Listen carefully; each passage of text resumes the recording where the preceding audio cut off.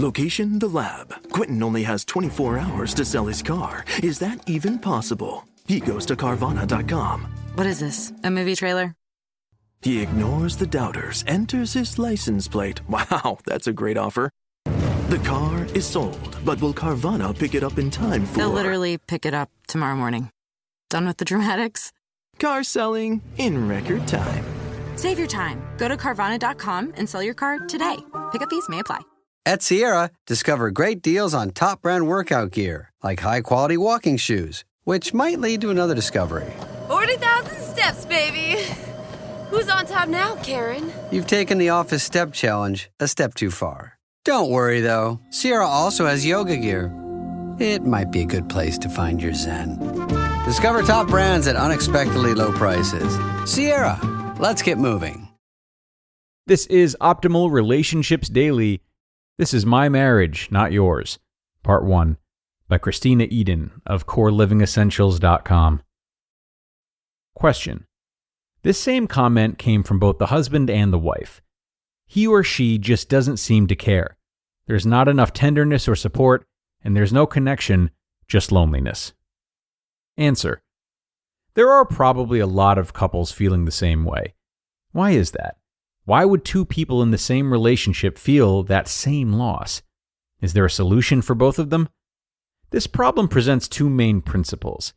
The first is our expectations in a relationship, and the second is self-deception. Both of these principles are based in fear of not being good enough and fear of loss. How hard is it to show love to others when you feel empty too? To find a solution to that last question, let's look at each principle separately. Expectations.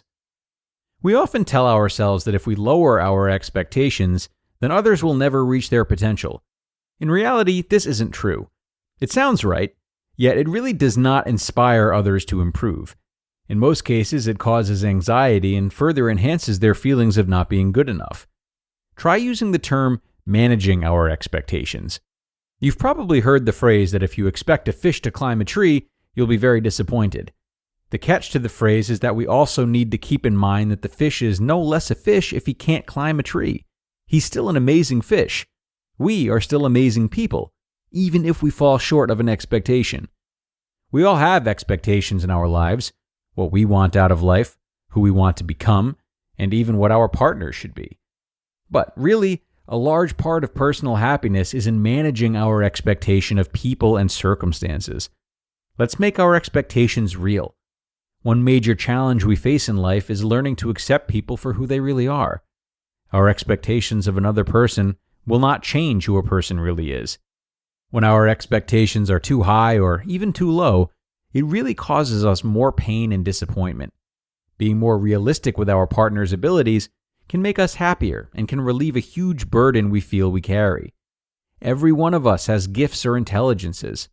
Yes, we can learn more about other intelligences, yet we do have some that are uniquely ours. For example, 1. Musicians seem to have an amazing gift to understand music, to feel the music, and to share what they do. We can't all be concert pianists. 2. Kinesthetic. Those are the people that make a lot of money playing ball. How many of us can make a living with how we'll handle a ball? There are a good many of us that are not sure what to do with the ball if we had one in our hands. 3. Emotional intelligence. The ability to understand and manage our own emotions and the emotions in others. It's very true that a lot of people lack the ability to be aware of their own emotions, and they lack the ability to see emotion in others. This is one area we should cultivate. It may not be possible for some to improve in this area, yet we can all learn more about empathy and understanding. The list of gifts continues infinitely. Think about your gifts. Is it making friends, cooking, fishing, organizing, public speaking, teaching children, sewing, artistic, or something else? Let's look at some hardcore examples of what I discussed previously. For example, if you're married to a person for 17 years and your spouse still won't take the garbage out until you nag them to death, try to see if it's just that they're not capable of seeing what needs to be done. Or if they only sent you flowers when you were dating, but not anymore. They may not have the ability to see that it makes you happy. This would be a good time to stop and make a list of his or her abilities and your abilities. Ask yourself some of these questions. How can you use these differences to enhance your marriage instead of putting a wedge in it? Is this where chores and obligations need to be changed? Is this where we need enlightenment or more instruction from others? According to your gifts, what needs to be changed? This is the same principle for expectations for ourselves. Are we accepting something different than what we were meant to be? What do you love doing? What is a struggle? What do you need to learn? What do you need to let go of? These questions and ideas are a great topic of discussion for the two of you. Do it and build a stronger connection. Working together on our struggles makes us stronger if we allow it. If we fight against that by continuing to expect more than can be given, we also weaken ourselves. The strongest people are those who learn to understand others and give when needed and teach when needed. When things do not work out the way we'd planned, it's much more beneficial to realize that this is how life works, rather than becoming frustrated at the situation. Life will always throw us a curveball. Give without expectation, accept without reservation, and love unconditionally. To be continued. You just listened to part 1 of the post titled, "This is My Marriage, Not Yours," by Kristena Eden of corelivingessentials.com. Some things work better together, like NARS's Soft Matte Complete Concealer and Radiant Creamy Concealer. Soft Matte Complete Concealer erases and blurs imperfections with full coverage. Then, Radiant Creamy Concealer evens and brightens with a luxurious texture and radiant finish. 2 concealers, 1 flawless look.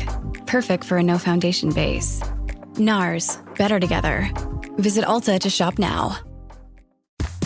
This episode is brought to you by State Farm. Knowing you could be saving money for the things you really want is a great feeling. Talk to a State Farm agent today to learn how you can choose to bundle and save with the Personal Price Plan. Like a good neighbor, State Farm is there. Prices are based on rating plans that vary by state. Coverage options are selected by the customer. Availability, amount of discounts and savings, and eligibility vary by state. And a big thank you to Kristena. This post is off to a great start, and I'm looking forward to seeing what else she has in store when we continue tomorrow. She's already set the stage for us to manage expectations, obviously, which is of crucial importance.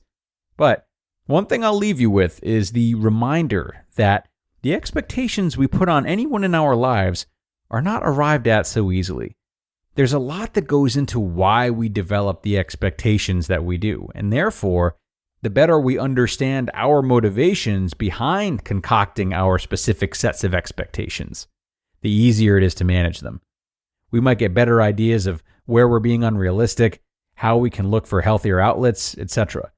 So consider this as a part of the work when you and your partner, or you on your own, seek to explore and manage your expectations. But like I said, more tomorrow, so have a great rest of your day, everyone, and do be sure to come back for that part 2. I'll see you there, where your optimal life awaits.